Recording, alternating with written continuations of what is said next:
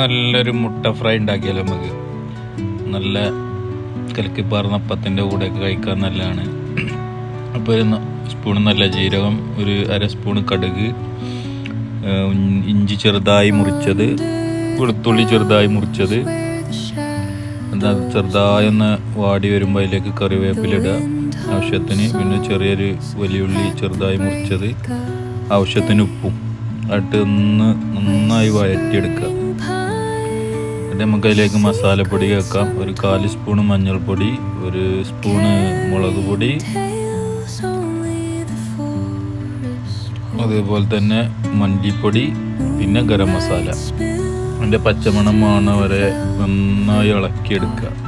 എന്നിട്ട് നമ്മൾ പുഴുങ്ങി വെച്ച മുട്ട 2 കഷ്ണങ്ങളാക്കി ഇതുപോലെ നന്നായി യോജിപ്പിച്ച് മസാലയൊക്കെ പിടിക്കുന്നത് പോലെ ഇളക്കി നന്നായി ഫ്രൈ ചെയ്തെടുക്കാം.